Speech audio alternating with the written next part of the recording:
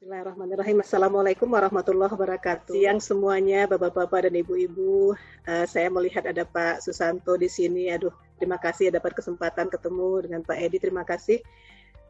Saya nggak tahu yang lain-lain ya. Pasti semua ini para pendidik-pendidik yang luar biasa semua yang hadir hari ini, insya Allah Taala.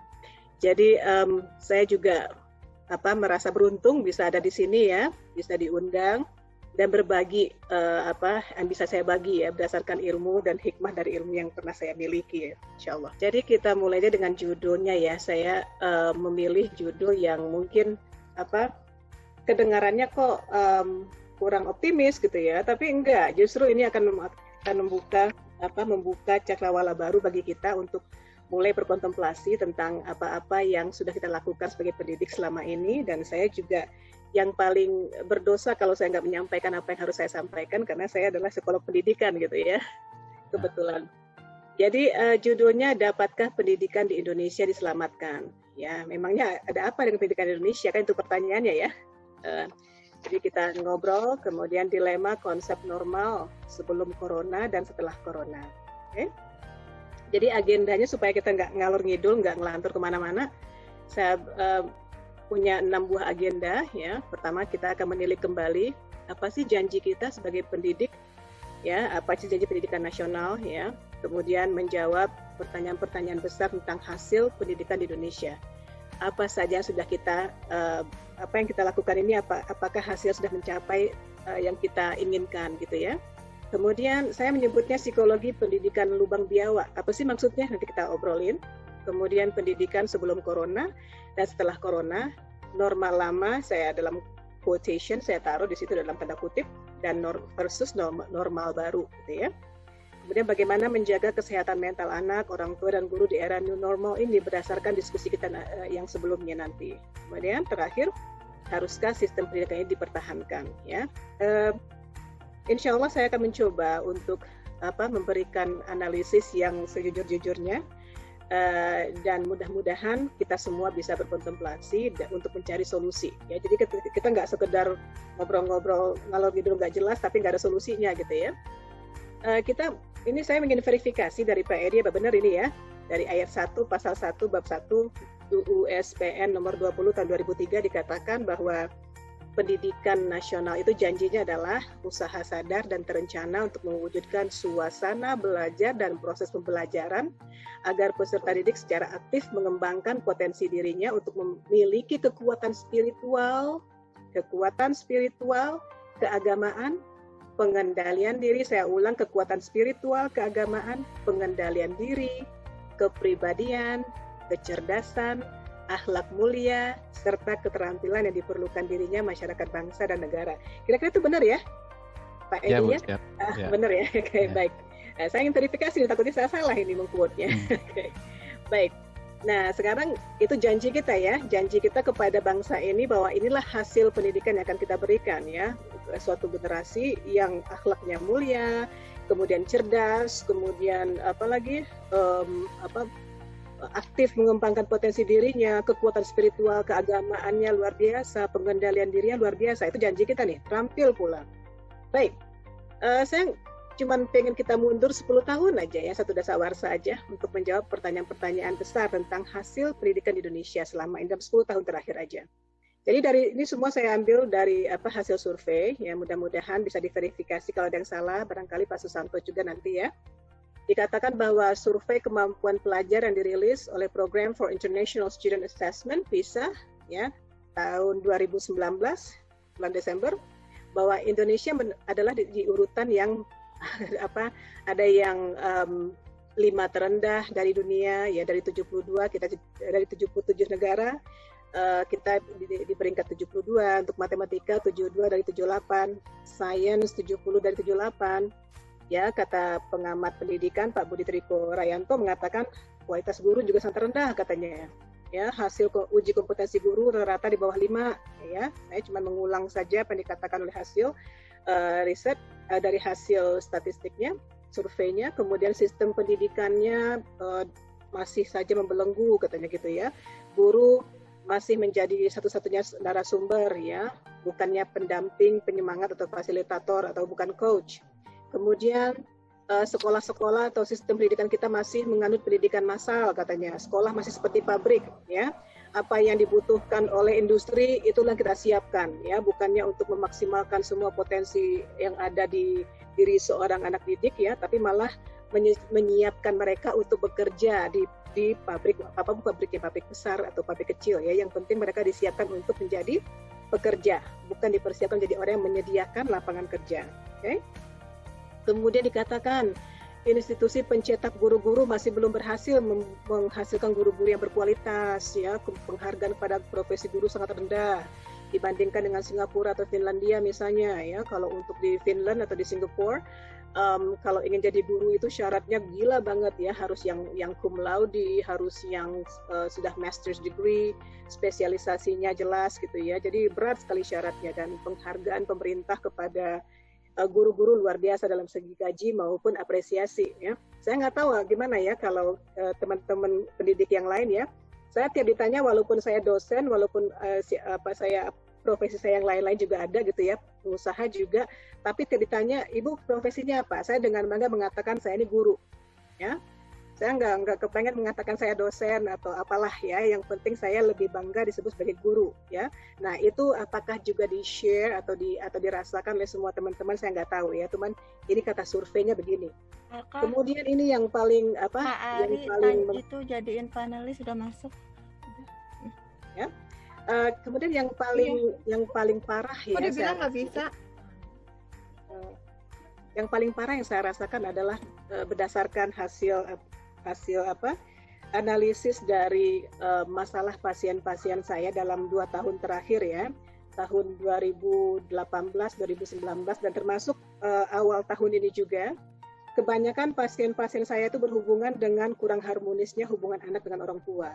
Ya, fenomena anak durhaka lah, kurang beretika, anak sekarang kurang beretika, anak sekarang serba instan, konsumtif, gak memikirkan masa depan ya. Ini juga hasil survei mendukung semua ini. Dia nggak bisa lihat. Kurang menghargai orang tua ya, dan tidak menghargai keluarga, tetangga. Kemudian mereka juga sangat attach, sangat lekat hubungannya dengan komunitas-komunitas game online, virtual game online, komunitas yang seperti manga ya, kemudian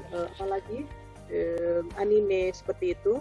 Dan mereka menganggap komunitas mereka ini lebih penting daripada keluarga sendiri gitu ya. Dan akibatnya beberapa pasien saya yang terakhir ini, dari Januari, Februari, Maret ini saya punya pasien 2 orang yang bermasalah dengan gender identity disorder ya. Jadi merasa bahwa mereka terperangkap di tubuh yang salah ya. Yang laki-laki merasa dia sebenarnya perempuan, yang perempuan merasa dia sebenarnya laki-laki. Ini anak-anak ini masih remaja loh. 13 tahun, 14 tahun, ya ada yang 21 tahun juga ada. Jadi ada 3 ini yang merasa terperangkap di tubuh yang salah, ya. Nah ini banyak kasus ini dan semua pasien-pasien ini sudah mencoba untuk bunuh diri semuanya, ya. Kemudian inilah permasalahan-permasalahan yang sempat saya survei mengenai hasil pendidikan kita, ya. Saya yakin sekali bahwa semua ini sangat erat hubungannya dengan ya apa yang kita lakukan di dunia sekolah dari dasar sampai ke atasnya gitu ya. Nah, saya sekarang menyebut suatu judul subtitle dengan psikologi pendidikan lubang biawak. Maksudnya apa sih gitu ya? Karena saya seorang Muslim, saya membaca suatu hadis ya, sebuah hadis yang mengatakan seperti ini. Sungguh ya, Nabi mengatakan sungguh kalian benar-benar akan mengikuti kebiasaan orang-orang sebelum kalian, sejengkal demi sejengkal dan sehasta demi sehasta, sehingga sekiranya mereka masuk ke dalam lubang biawak sekalipun, kalian pasti akan mengikuti mereka. Nah, ini adalah sebuah ramalan ya dari Nabi Muhammad yang mengatakan bahwa ada masanya nanti ya suatu masyarakat itu ya hanya akan ikut aja apa yang sudah dilakukan oleh orang-orang sebelumnya, atau apa yang masuk kepada konteks mereka ikutin aja, asalkan dirasa keren, asalkan dirasa oke, tanpa berpikir, tanpa memfilter dulu, tanpa memikirkan dulu apakah ini cocok buat saya, apakah pantas buat konteks saya dan segalanya. Jadi saya menyebut kita sistem psikologi pendidikan lubang biawak ini akan saya jelaskan lebih jauh nanti setelah saya ungkapkan fakta-fakta berikut.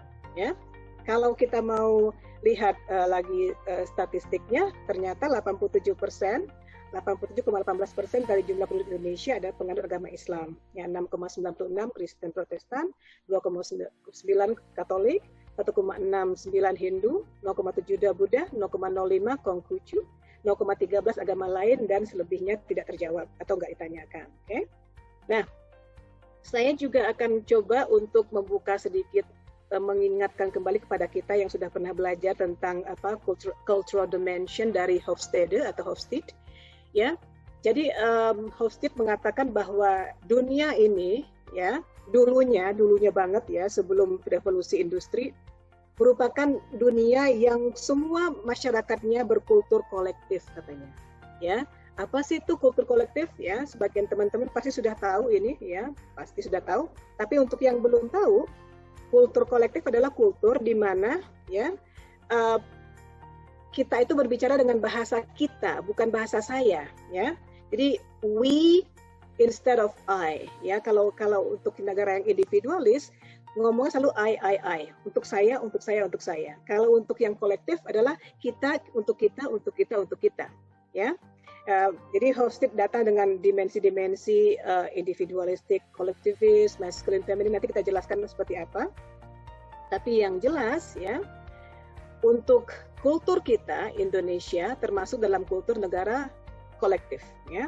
Seperti apa orang di kultur kolektif itu? Orang di kultur kolektif sangatlah socially interdependent. Apa itu socially interdependent? Mereka sangat bergantung kepada satu sama lain, ya. Mereka sangat ya, contoh aja nih, kita kalau pakai rok mini banget gitu ya, dulu waktu masih belum pakai hijab, saya tuh kalau udah pakai yang agak mini dikit, saya takut, aduh nanti di kata tetangga apa ya, gitu, kata teman apa ya, saya akan dijudge, ya. Pacaran sampai malam, lewat dari jam 9 malam, tetangga pada heboh. Jadi kita tuh peduli banget, ya. Kemudian nggak enak sama keluarga, nggak enak sama om, nggak enak sama tante. Kultur itu adalah kultur yang sangat socially interdependent, sangat bergantung kepada apa kata orang, apa kata keluarga, apa kata ibu, apa kata ayah, gitu ya. Sedangkan, ya, kultur individualis, ya, contohnya seperti negara Amerika, United Kingdom atau Inggris, ya, Jerman, itu mereka sangat independen, mereka nggak peduli, ya, yang penting saya nggak mengganggu sana, ya, jangan ganggu saya, ya, yang penting saya, ya. Kemudian connectedness, ya, orang kolektivis sangat tergantung, sangat merasa perlu bergantung dengan keluarga besarnya, sedangkan yang individualis tidak. Ya, kalau kita di Indonesia sangat kooperatif, ya, kalau yang kebanyakan orang pada suka itu kita mencoba untuk suka juga supaya nggak berantem gitu ya. Tapi kalau di negara individualis kompetitif ya nggak bisa, gua harus lebih. Nah, dan semua kebalikannya ya, obedient, patuh kalau di Indonesia, kalau di negara yang untuk negara yang individualis asertif, katakan apa isi otakmu, apa perasaanmu, katakannya dengan terus terang ya, free ya, apapun juga. Kalau di kolektif mau berkorban demi kepentingan bersama. Kalau di individualis nggak penting, yang penting kesenangan gua tercapai dan seterusnya ya. Nah, ini perbedaan ini harus kita pahami karena kita akan ngobrol nanti soal teori-teori yang mendasari sistem pendidikan di Indonesia ya. Kemudian dikatakan juga ada yang namanya low context dan high context culture. Kalau di high Indonesia termasuk dalam kultur yang high context. Seperti apa sih kultur high context itu? Kita di Indonesia termasuk kultur yang less direct katanya. Kalau berkomunikasi itu suka nggak mau langsung. Kalau marah kelihatan nggak marah tapi marah gitu ya. Kalau mau kelihatan nggak mau tapi mau sebenarnya. Nah itu high context ya. Kemudian fokusnya apa ya? Pada human relations. Yang penting harmonisasi hubungan sosial nggak terganggu ya, supaya keluarga nggak malu, supaya tetangga nggak malu, supaya keluarga besar nggak malu. Jadi itu yang makanya kita nggak mau terlalu direct untuk berkonfrontasi, untuk mengatakan kekurangan orang lain ya, untuk membangga-banggakan diri. Kita nggak mau begitu karena mau menjaga perasaan orang lain ya. Jadi menjaga harmoni itu penting sekali ya. Dan kita sangat sensitif dengan Q nonverbal. Apa itu Q nonverbal?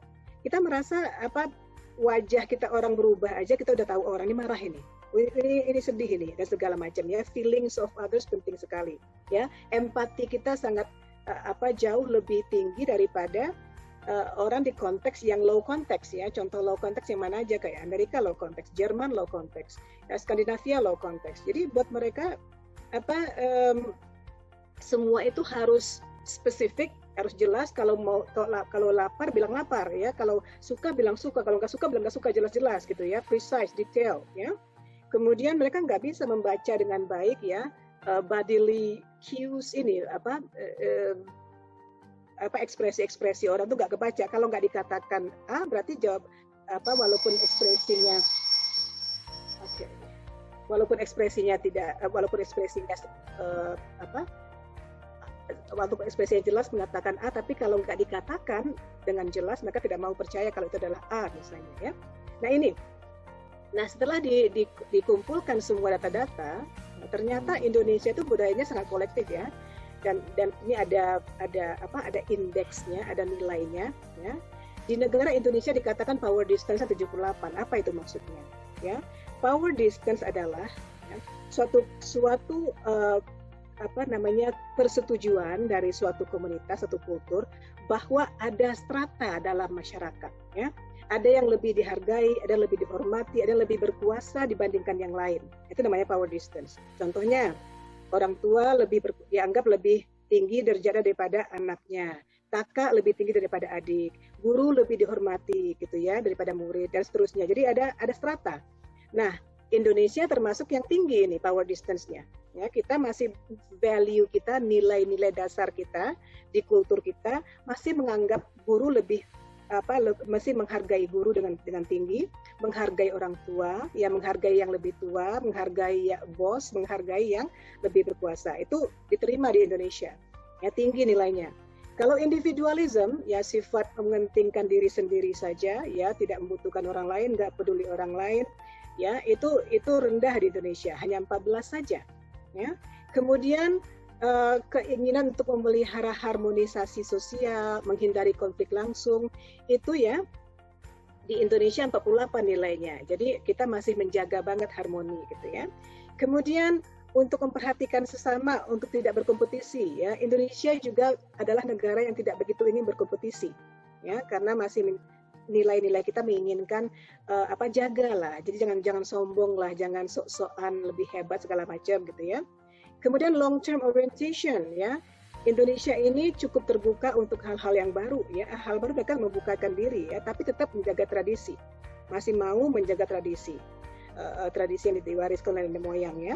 Nah, negara yang paling tinggi kemampuan menjaga tradisi adalah Jepang 80 dan Korea Selatan 75.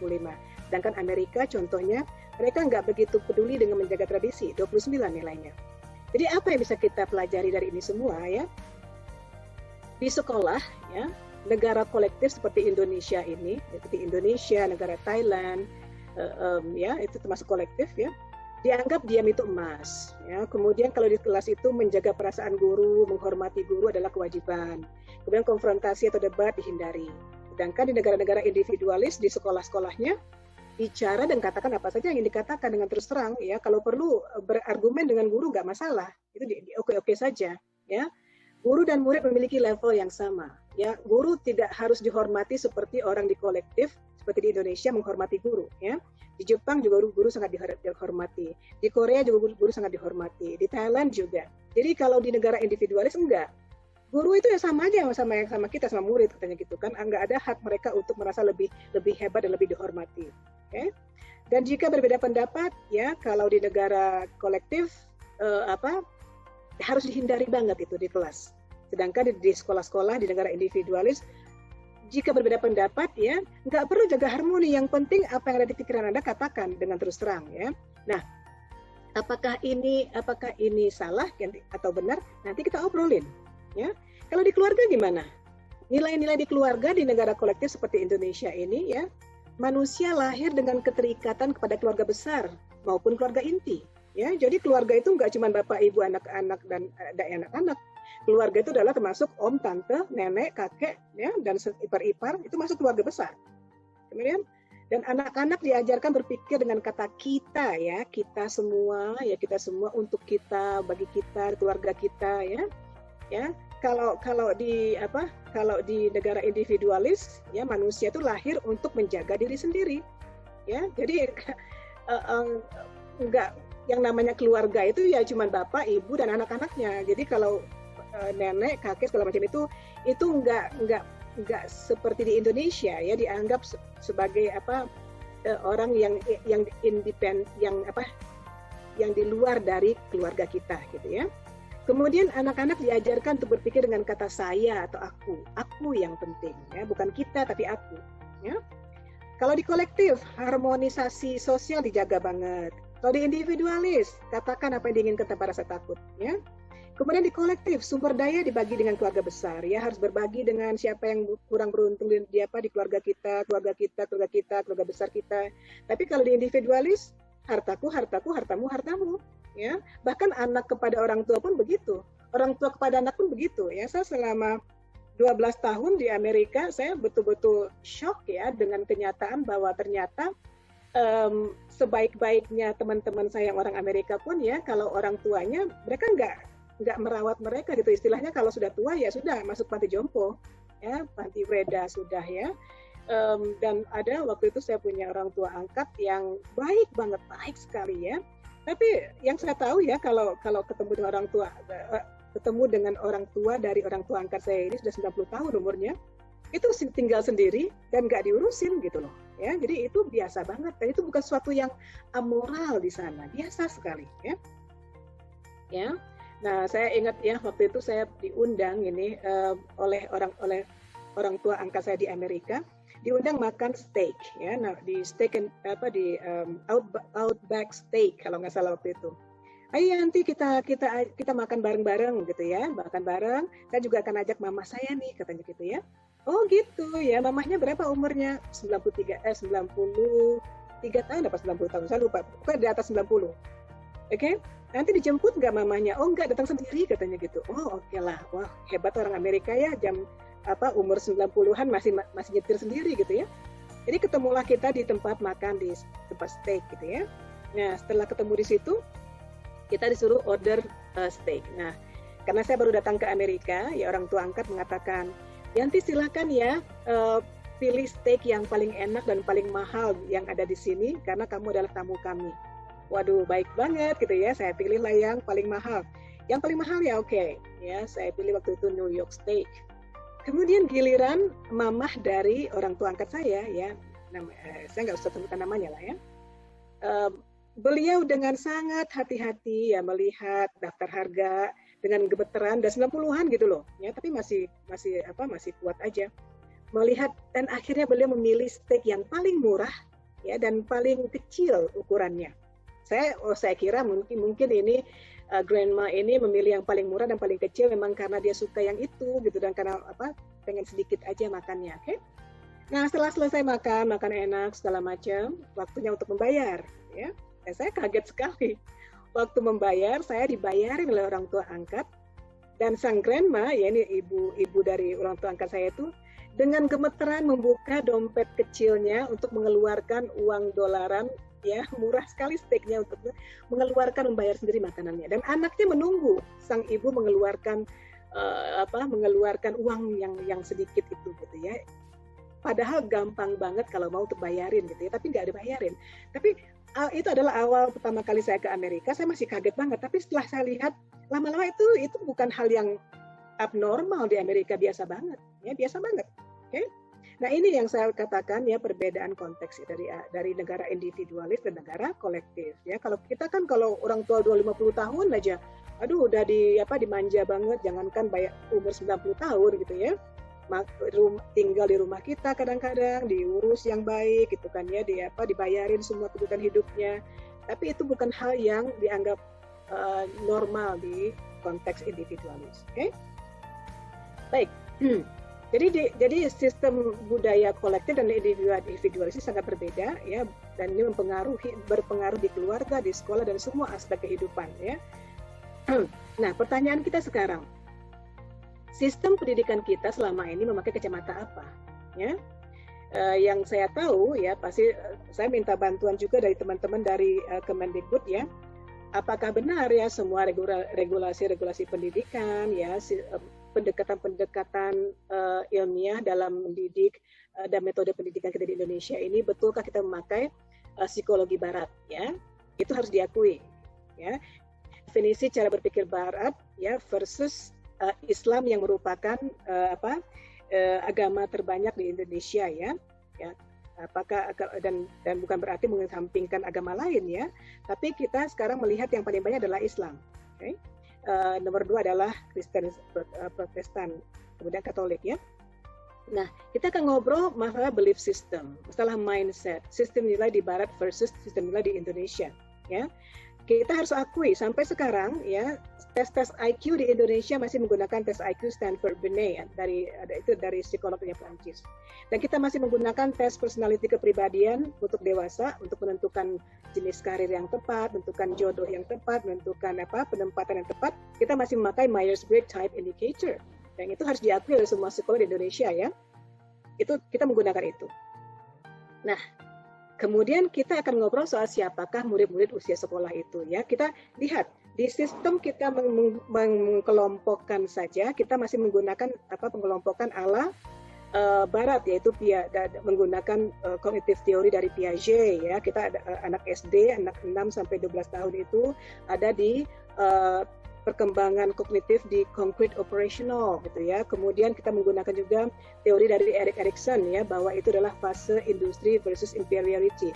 Nah, berdasarkan teori itu kita kemudian menciptakan metode-metode pelajaran yang disesuaikan dengan apa kata Piaget, apa kata Erikson, apa kata Freud, apa kata Adler, dan seterusnya ya. Semuanya dilandaskan kepada teori-teori tersebut ya. Contoh ini dalam longitudinal study-nya. Anak usia sekolah, anak SD 6-12 tahun itu dijelaskan seperti apa perkembangan fisiknya, seperti ini misalnya ya, keterampilan motorik halusnya sudah kuat, kemudian memerlukan 1 jam aktivitas sehari-hari, perempuan begini pertumbuhannya, laki-laki begini gitu ya. Kalau perkembangan bahasanya 6 tahun sudah bisa begini, 10 tahun, ini semuanya dari research longitudinal Barat ya. Perkembangan perilaku sosialnya ya, mulai terjadi keluhan fisik karena peningkatan kesadaran tubuh, segala macam penerimaan teman sebaya, persahabatan dengan sesama jenis dan sebagainya. Ini adalah berdasarkan teori-teori Barat juga ya. Kemudian orang tua dan guru seharusnya mengendalikan perilaku negatif dengan secara pribadi, jangan menghukum, jangan pernah menghukum segala macam. Kalau anak berbohong itu bukan karena apa-apa, itu karena ingin melawan mencoba bernegosiasi dengan peraturan keluarga atau masyarakat atau sekolah aja dan segala macam. Ini semuanya dalam domain perkembangan fisik, domain perkembangan mental, domain perkembangan kognitif, domain perkembangan sosial, semuanya teori-teori kita itu yang masih dipakai sampai sekarang berdasarkan teori-teori yang diambil dari psikologi Barat ya kalau untuk pengajaran. Nah, baik, sekarang kita mau tanya. Ini adalah isu yang sangat penting karena kita ngobrol soal normal dan tidak normal ini atau normal lama versus normal baru ya. Jadi saya beri judulnya pendidikan sebelum corona dan setelah corona, yang normal lama versus normal baru ya. Coba kita lihat sebentar di kenyataan dari sebelum corona ya. Sekolah 5 hari dalam seminggu, sebagian besar di kelas, oke. Guru sumber utama ilmu. Kemudian yang paling penting itu adalah sains dan matematika ya, untuk memenuhi kebutuhan industri ya. Kemudian anak lebih lama di sekolah daripada di rumah ya. Lebih kadang-kadang ya, dulu dari kalau di anak saya itu masuknya jam 7 kurang 1/4 pagi ya, jam 4 udah bangun, sarapan, nggak sempat ngapa-ngapain, langsung pergi sekolah, antarin jemputannya, kemudian pulang jam 3 jam 4 ya. Kemudian orang tua sibuk di luar rumah mencari nafkah ya, karena kebutuhan banyak nih, orang tua sibuk, kadang-kadang dua-duanya yang sibuk, kadang-kadang cuma bapak yang sibuk ya. Bapak yang paling sering sibuk itu bapak ya, cari nafkah. Kemudian anak-anak dan orang tua begitu pulang ke rumah capek semuanya, dia ingin istirahat ya. Kemudian nggak ada yang pengen ngobrol banyak-banyak lagi atau main game karena capek nih, atau bikin PR lagi anak di rumah ya. Kemudian landasan berpikir dan metode-metode pengajaran dan penanggulangan masalah perilaku berdasarkan teori-teori psikologi Barat pada umumnya, itu harus diakui. Nah, sekarang terjadilah corona ya, menyebabkan kita sekolah di rumah ya, sekolah daring ya, jarak jauh. Kemudian kalau untuk matematika dan sains masih paling penting dianggap ya. Kemudian Google, YouTube dan lain-lain jadi andalan sekarang ya. andalan dosen, andalan guru-guru, ya. Anak-anak di rumah bersama orang tua 24 jam, ya. Orang tua terpaksa work from home, ya. Dari pagi sampai malam, malam sampai pagi lagi itu ketemu anak dan anak bapak ibu ya di rumah ya kalau lengkap keluarganya, ya. Pokoknya puas-puas lah gitu ya. Kemudian landasan berpikir dan metode-metode pengajaran itu ya dan penanggulangan masalah perilaku masih menggunakan psikologi barat. Nah, saya mau bertanya sekarang, sebenarnya bagaimana seharusnya sistem new normal yang normal itu? Nah, sebelum kita ngobrol soal itu, mari kita tanya hati kecil kita, apakah kita sejujurnya ingin mengatakan bahwa yang sebelum corona itu sudah normal? Yang normal itu apa sebenarnya? Ya, coba saya ingin kalau untuk yang beragama Islam maupun yang Kristen, ya Protestan maupun Katolik pasti sama sih mengenai cerita Nabi Lut, contohnya Nabi Lut ya. Zaman Nabi Lut itu yang normal pada saat itu adalah ya laki-laki boleh mencari laki-laki juga, ya perempuan boleh mencari perempuan juga untuk memuaskan kebutuhan seksualnya. Nah itu publik sifatnya, ya nggak ada malu-malunya depan orang ramai juga masalah ya. Itu yang normal di komunitas itu adalah itu. Dan yang tidak normal, yang dianggap abnormal adalah Nabi Lut. Dan ya Nabi Lut dianggap nggak normal, dianggap sok suci segala macam. Nah, sekarang di Indonesia gimana? Yang normal seperti apa? Sehingga kita bisa mengatakan ini nggak normal, ini normal gitu loh, ya. Nah, saya ingin mengungkap sedikit yang disebut dengan fenomena anak yatim psikologis. Ini jurnal saya yang terbaru yang belum selesai, belum saya publish ya, adalah tentang ya anak yatim psikologis ya, fenomena keabsennya bapak secara psikologis ya di rumah. Jadi kalau kita mau bicara ya, saya suka menggunakan penjabaran kata dari bahasa Arab karena kaitan-kaitan itu nyambung-nyambung banget gitu ya. Contohnya kata keluarga aja ya. Kata keluarga itu kalau bahasa Inggris disebut dengan family. Ya, family adalah bapak, ibu dan anak-anak. Itu family. Ya, itu kalau bahasa Inggris. Kalau dalam bahasa Indonesia keluarga adalah bapak, ibu dan anak dan keluarga besar. Okay? Nah, kalau dalam keluarga dalam bahasa Arab ternyata artinya bukan begitu. Keluarga dalam bahasa Arab artinya adalah benteng. Ya, benteng untuk anggota di situ. Arti lain keluarga adalah tertawan, ya tempat tertawannya hati seorang laki-laki di rumah kepada istrinya, tertawannya hati seorang perempuan kepada suaminya di rumah, tertawannya hati seorang bapak kepada anaknya di rumah, tertawannya hati seorang ibu kepada anaknya di rumah. Kemudian pencarian nafkah, ya ada unsur kewajiban di sana untuk mencari nafkah di sana. Kemudian ada unsur apa lagi, ya? Jadi ada sekitar 11 atau 12 makna dari keluarga, termasuk 2 buah logam yang dileburkan, yang disebut dengan penggabungan 2 buah keluarga besar ya, bukan hanya laki-laki dan perempuan yang bergabung dalam pernikahan, tapi 2 buah keluarga besar bergabung sehingga ada extended family. Ada om, tante, ipar, menantu segala macam ada di situ nanti ya. Jadi ini artinya dalam sekali keluarga itu. Nah, kemudian bagaimana dimaksud dengan fenomena anak yatim psikologis ya? Di dalam Islam dikatakan bahwa Nabi di surga nanti katanya akan bersama orang yang merawat anak yatim seperti ini, akan dekat sekali di surga. Apa itu artinya? Penting sekali untuk ya memperhatikan anak yatim. Kenapa bukan anak piatu? Emangnya anak piatu nggak perlu diperhatikan? Perlu, ya. Tapi ada masalah di situ. Ternyata dalam ilmu psikologi modern pun, ya di semua research-nya mengatakan bahwa anak yang kehilangan bapaknya baik secara fisik ya maupun secara psikologis ya betul-betul akan tumbuh menjadi anak yang tidak percaya diri, anak yang akan punya banyak masalah nanti dengan identitasnya, kemudian anak tidak berani, kemudian anak yang tidak kreatif, ya banyak sekali unsur-unsurnya ya. Kalau dalam riset terbarunya ada yang paling keren di Amerika, saya lihat itu researchnya, malah kemungkinan mereka untuk berpacaran lebih cepat itu lebih tinggi ya kalau bapaknya itu absen secara psikologis maupun secara fisik ya. Jadi banyak sekali kerugiannya kalau bapak absen ya dalam memberikan perhatian, memberikan pengasuhan kepada keluarganya ya. Jadi kalau bapak dan ibu itu sudah jelas beda pengasuhannya. Bukan berarti pengasuhan ibu nggak penting loh. Tapi tanpa keseimbangan antara pengasuhan ayah dan ibu ya, akan berpengaruh sangat banyak secara keseluruhan kepada kepribadian dan kebahagiaan serta kesuksesan anak lahir dan batin. Ya, terutama bapak ini. Karena bapak, kalau kita contohnya nih ya, kalau suami saya kalau mengasuh anak itu ya beda banget dengan saya. Kalau saya apa-apa, aduh jangan nak, jatuh nak, aduh aku hujanan pakai ini nak, aduh jangan nak, kasihan pakai ini, pakai obat ini, makan itu.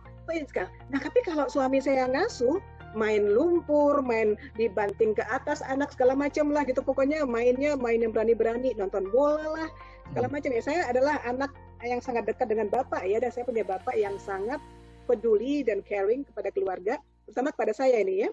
Saya ikut bapak saya nonton bola, saya ikut melihat bapak saya bernegosiasi bisnis, saya ikut bapak saya baca koran, saya ikut bapak saya macam-macam ya. Jadi akhirnya di antara kami berempat perempuan, ya, saya adalah anak perempuan yang paling berani, paling pede, paling kreatif, dan ya paling Betul paling, itu Bu. ya. Betul. Gitu, Ya. ya. Saya juga sama seperti itu soalnya. Gitu ya. Iya betul. Benar Ya. Pak. Ya. Jadi beda banget ya, anak 4 Ya. perempuan, tapi yang satunya kok beda banget. Ya yang 3 itu dekat dengan ibu semuanya, ya, Ya, betul. takut, nggak pede segala macam gitu ya. Nah ini fenomena negatif psikologis. Nah sekarang ada corona nih, ya ada corona. Bapak dan ibu dipaksa di rumah nih sama anak, ya. Ya. Apakah berarti sudah normal sekarang, gitu kan? Apakah berarti bapak nonton TV bareng-bareng dengan anaknya, bapak nonton bola bareng-bareng anaknya, bapak baca buku bareng-bareng anaknya, itu berarti sudah involved dalam kehidupan anak? Tidak ya. Yang dimaksud dengan kehadiran ayah itu adalah main dengan anak ya, berdiskusi dengan anak ya, beraktivitas dengan anak. Nah itu sebenarnya kesempatan.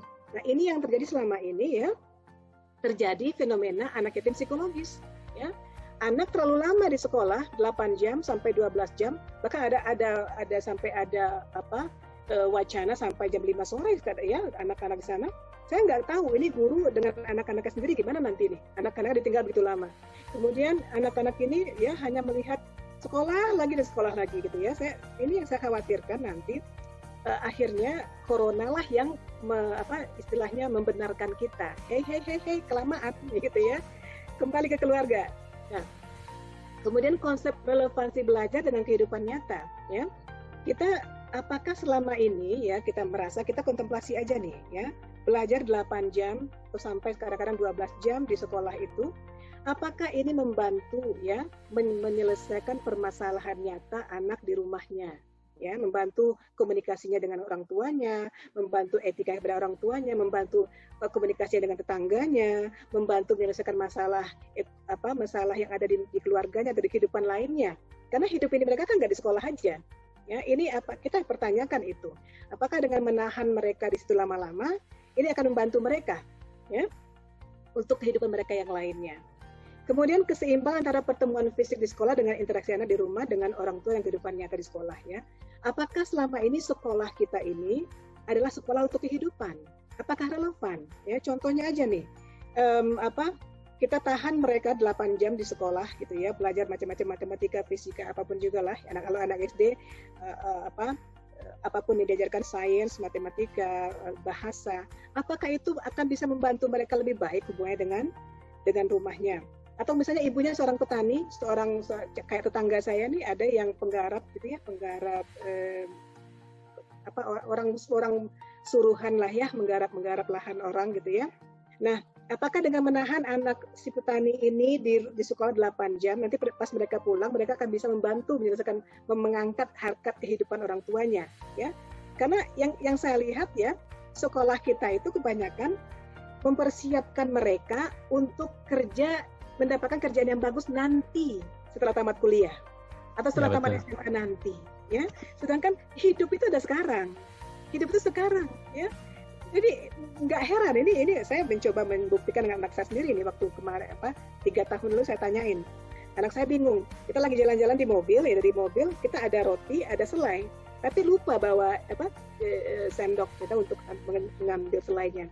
Lalu karena anak saya dibesarkan di Amerika juga ngomongnya juga bahasa Inggris dengan kita di rumah ya, Mom katanya gitu kan, how can I take this butter, gimana caranya mengambil mentega ini untuk dilapkan ke roti. Saya bingung. Ini anak kelas 6 SD kok ngomongnya begini gitu ya. Ya Kalau nggak ada, ya kalau kita kan dulu kalau nggak ada akar, rotan pun jadi gitu ya. Nah, tapi kalau anak-anak zaman sekarang dicoba berikan soal cerita seperti itu, hal-hal yang nyata-nyata seperti itu bingung mereka, ya.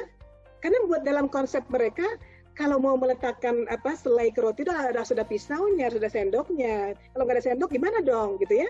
Nah ini menyelesaikan masalah-masalah yang simple aja di dalam kehidupan nyata, kita bisa sampai bengongkong begini-gini amat anak gue, gitu ya. Nah kemudian kita nih suka atau nggak suka ya, kita ini sudah menjadi fasilitator untuk mengembangkan potensi mereka seperti janji kita, atau menjadi sumber ilmu kepada anak-anak. Datang harus dengan materi, dengan semua materi kita harus sampai beres gitu kan ya. Anak-anak suruh duduk yang baik itu kan, mendengarkan, mencatat, kemudian mendiskusikan. Jadi semua guru itu betul-betul bukan fasilitator, tapi merupakan sumber ilmu dan harus didengarkan baik-baik gitu ya. Nah ini untuk anak SD ini sebenarnya, untuk anak SD 6-12 tahun. Bu Rianti izin. Ya, iya Pak. Izin ya. 5 menit lagi ya. Siap ya. Kasih ya. Makasih Pak Edi. Baik, kemudian pendekatan kita. Jadi apakah sudah menggunakan pendekatan pengajaran yang sesuai dengan tujuan pendidikan kita? Apa tadi tujuannya? Lahir ya, akhlaknya, spiritualnya, ya kecerdasannya dan semuanya. Nah, sekarang saya ingin lihat ya, semua psikolog-psikolog di dunia ini yang sangat terkenal adalah ini. Saya tanya siapapun psikolog di dunia ini, kalau ditanya yang nama-nama ini, ya semua pasti sudah tahu. Wow, pasti dong, Freud udah tahu dong, Adler. Semua ini adalah orang-orang yang digunakan teori-teorinya di semua sistem pendidikan di dunia ini. Ya, kecuali sekarang Prancis dan Rusia nggak bersedia lagi. Mereka mengatakan tidak bisa untuk konteks kami. Nah, kita di Indonesia memakai semua ini loh. Kita pakai semua ini. Dan sekedar informasi saja, semua mereka adalah orang-orang yang benci Tuhan. Kecuali Carl Gustav Jung ya, itu di ujung-ujung usianya dia berubah. Tapi yang lain ya adalah ateis. Dan kita menggunakan teori mereka loh. Ya. Nah, saya karena waktunya terbatas ya, sorry, saya kira saya punya waktu sampai 2 jam nih Pak. Ya, jadi saya nggak menyerangkan. Tapi keren Bu, keren. Aduh, mudah-mudahan. Ya. Nah, ini ya. Jadi saya ingin ngobrol soal apa yang kita janjikan. Kita menjanjikan kepada orang tua, kepada negara ini, kita akan memberikan anak-anak didik yang akhlaknya mulia, nilai-nilai spiritualnya tinggi, cerdasnya luar biasa, ya, mandiri, ya. Pokoknya yang serba hebat-hebat itu kita menjanjikan, ya. Kita janjikan ini semuanya. Nah, sedangkan sistem yang kita gunakan, landasan teori kita gunakan itu semuanya dalam mendidik anak, bagaimana orang tua kepada anak, bagaimana guru kepada murid, bagaimana mengajar yang efektif, semua itu menggunakan prinsip-prinsip ya yang dibuat oleh para ateis. Itu pertanyaan saya. Oke. Nah, apakah menurut Bapak dan Ibu-ibu semua pendidik yang saya muliakan ya, apakah menurut Bapak dan Ibu-ibu ya, nilai-nilai mindset ya, nilai-nilai yang ada dari seorang ateis tidak akan terimbas ke dalam teori-teori mereka. Dan apakah ibu-ibu sekarang dan bapak sekarang nggak bertanya-tanya ya, kira-kira apa yang menyebabkan anak-anak kita kurang ajar gitu kan ya, berani sampai menampar guru, nantangin guru, kemudian sampai pada orang tua durhakanya minta ampun ya, kalau untuk menjawab di kelas itu kalau berargumen dengan guru bisa kasar banget dan segala macam. Belum lagi di media sosial ya, bagaimana cara interaksi itu ya, saling, apalagi pas pilpres kemarin, subhanallah ya, pas pilpres kemarin saya nggak tahu ini gimana ini orang-orang kok bisa ngomongnya seperti ini ya, menjatuhkan orang, menfitnah segala macam itu udah biasa sekarang, udah seperti di negara yang sangat individualis di sini. Dan nilai-nilai kita itu udah luntur semua. Jadi pertanyaan saya sekarang pada Bapak dan Ibu adalah, kita mau kemana dan maunya apa? Ya, kita tujuannya apa mendidik itu? Udah dijanjikan di pendidikan nasional tujuannya ini. Tapi kenapa obatnya atau solusinya kita landaskan dari cara berpikir orang yang tidak mempunyai nilai-nilai kita sama sekali. Konteksnya nggak sama. Ya, contoh dari soal personality test di personality test dari Myers-Briggs itu yang untuk orang dewasa. Kalau Bapak dan Ibu mengambil tes itu pasti akan kaget, di situ ada pertanyaannya. Apakah Anda aktif secara seksual? Berapa kali dalam sehari Anda make love? Ya, itu ada beberapa kali ditanyakan. Nah, yang ngambil anak SMA kelas 3 untuk penentuan karir segala macam. Anak kuliahan tahun 1, anak kuliahan tahun 2. Yang sebagian besar belum pada menikah itu. Mereka mau jawab apa coba? Nah, itu tesnya valid nggak nanti hasilnya? Ya. Nah itu dia, semua teori-teorinya itu begitu bangganya kita menggunakan teori dari orang-orang yang sistem nilainya ya sangat berbeda dengan kita, dengan konteks kultur kita berbeda banget ya, kultur kolektif dan individualis. Kemudian mindset mereka tentang spirituality tidak ada, mereka tidak menganggap spirituality itu ilmiah. Nggak pantas dimasukkan ke dalam cara memikirkan jiwa manusia atau cara berpikir dan belajar manusia. Ya, semua mereka itu anti Tuhan. Kecuali Carl Gustav Jung, nanti saya jelaskan kalau ada yang mau tanya lebih jauh tentang Carl Gustav Jung ya. Karena dia adalah orang yang sebenarnya bersama-sama dengan Freud, tapi akhirnya membelot sendiri, karena begitu dia mendalami spirituality itu, akhirnya dia menemukan bahwa ternyata percaya kepada Tuhan itu penting untuk jiwa. Nah itu dia membelot ya sendirian itu. Sedangkan yang lainnya itu betul-betul anti Tuhan. Terus pertanyaannya seperti tadi pertanyaannya, kita mau kemana? Terus maunya apa? Haruskah sistem pendidikan kita ini dipertahankan dengan cara seperti ini? Bagaimana solusinya? Itu yang harus kita cari sekarang. Ini yang kita diskusikan bareng-bareng dan mudah-mudahan pertanyaan-pertanyaan nanti akan bisa membantu kita bersama-sama mengkonstruksi kembali janji kita dan apa jalannya. Ya, jadi sekarang ini yang terjadi saya rasa ya, kita menginginkan, kita ingin disembuhkan sakit kepala nih, tapi obat yang diberikan adalah obat sakit kulit. Ya, walaupun sama-sama obat ini, obat sakit kepala, obat sakit kulit sama-sama obat, tapi nggak cocok untuk konteks kita. Lalu bagaimana solusinya? Itu yang akan kita bicarakan nanti. Nah, saya harapkan ada diskusi yang menarik, diskusi yang bermanfaat dan konstruktif. Dan saya terima kasih banget diberi kesempatan nih Pak Edi ya. Maaf kalau maaf. Saya kira sudah dapat 2 jam. Terima kasih.